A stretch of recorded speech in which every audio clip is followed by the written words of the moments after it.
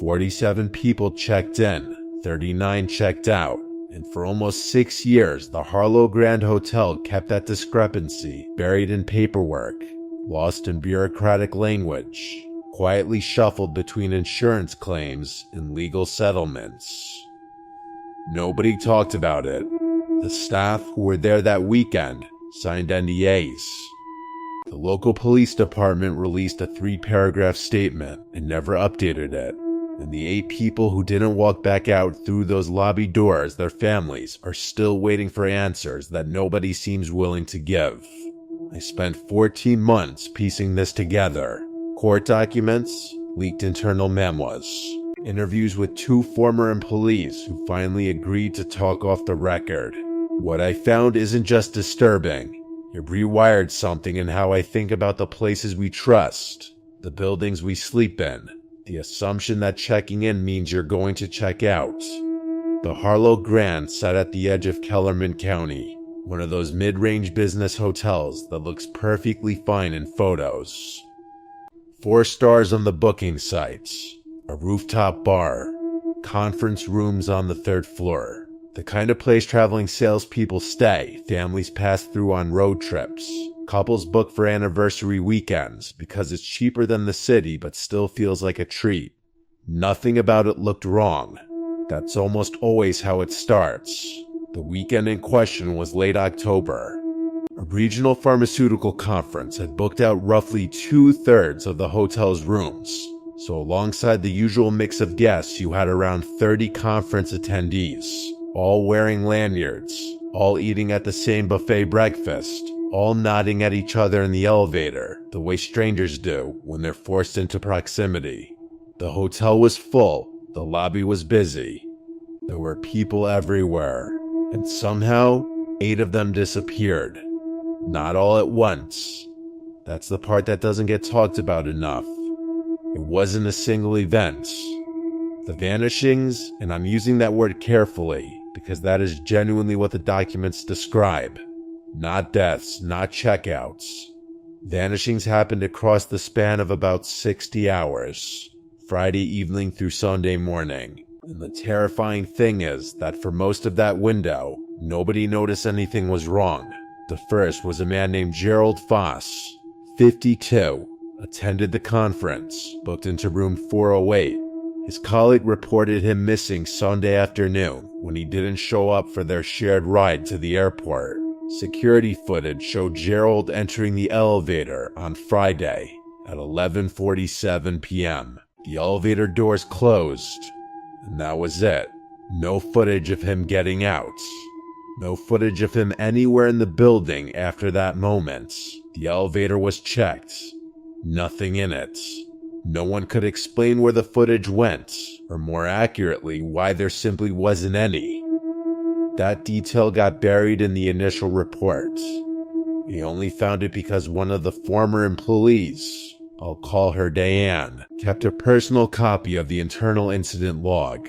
She told me, and I'm paraphrasing because she made me promise not to use exact quotes, that the footage issue wasn't a glitch.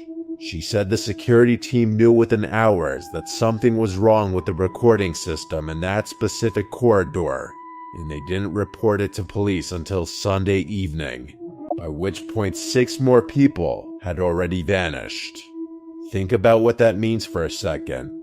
They knew, and they kept the conference going, kept serving the buffet breakfast, kept the rooftop bar open Friday and Saturday night, kept 30-odd pharmaceutical reps mingling and networking and riding that same elevator, while whatever was happening in that hotel kept happening. The second and third disappearances were a couple, mid-30s, on a long weekend trip, booked into room 412. Their car was still in the parking lot Sunday. Their luggage was still in their room, packed and ready by the door, like they were about to leave. Phone chargers still plugged in. One of their phones still on the nightstand, screen cracked like it had been dropped in a hurry. The other phone was never found. There was no sign of struggle in the room. The bed had been slept in. The bathroom had been used. And then nothing. They just stopped existing inside that building. The fourth person was a 17-year-old girl traveling with her parents. The parents were found Sunday morning, confused and disoriented in the stairwell on the second floor, with no memory of how they got there and no memory of the previous 18 hours. The daughter was never found. Her name was Cassie. She was 17. She posted a photo to her Instagram from the rooftop bar Saturday night. Big smile, city lights behind her, tagged the hotel. That post is still up. The comments under it are hard to read. I'm not going to detail every single disappearance because some of the families have specifically asked that certain information not be circulated online. What I will tell you is that by Sunday morning, 8 guests were unaccounted for, and the hotel's internal response, documented in Diane's logs, was not to call emergency services immediately. It was to contact their legal team first. The police eventually arrived Sunday afternoon. By then, the remaining guests were being quietly offered refunds and early checkout. Nobody was told why. Several people I spoke with who were guests that weekend said staff seemed nervous, but professional, that they were told there was a maintenance issue and given vouchers for their trouble. One man told me he thought it was a gas leak. Another thought maybe there'd been a fight.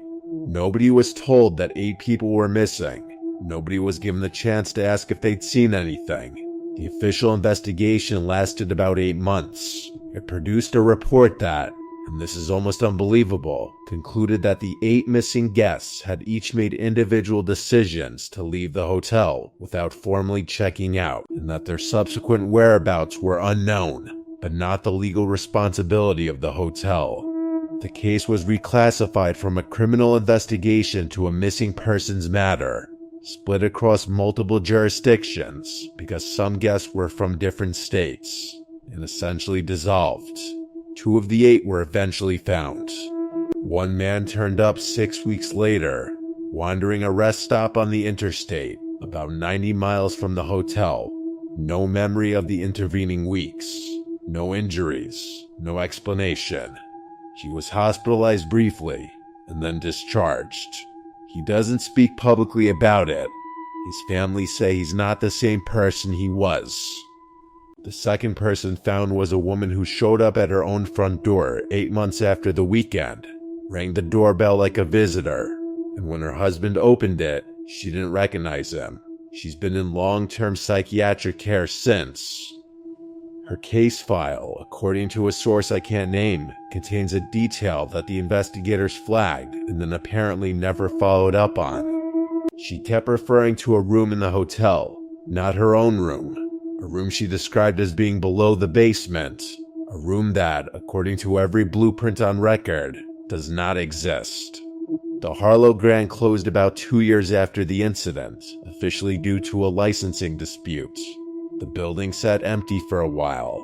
There were plans to convert it into apartments. Those plans were abandoned. The building was demolished 18 months ago. Whoever was in that basement, or below it, is under concrete now. 6 people are still missing. Cassie is still missing. Diane, the former employee who talked to me, moved to a different state a few weeks after our final conversation. She messaged me once after that, just a short message, saying she'd started remembering things from that weekend that she didn't remember before. She said she'd worked a shift Saturday night, and that there was a smell in the east corridor near rooms 408 through 414 that she'd written off at the time. She said it was like copper, like something electrical burning, and like something else she couldn't name, something that made her want to move away from it fast. Animal instinct fast. The kind of fast where your body decides before your brain does. She said she'd walked past that corridor 3 times that night and told herself each time it was nothing. I asked her what she thought it was now, looking back. She didn't answer that. She just said she was glad the building was gone. And honestly, the more I sit with everything I found, the more I think about that elevator footage that just stops. The room below the basement that doesn't exist on any blueprint. The 2 survivors who came back but didn't really come back. Not fully, not as themselves. The 6 who never came back at all. I don't have a clean answer for you. I don't think there is one. What I have is a 14-month paper trail that ends at a demolished building and a former employee who stopped responding to messages 3 weeks ago. 47 people checked in, 39 checked out. And I'm starting to think the ones who made it out got lucky in a way they'll never fully understand.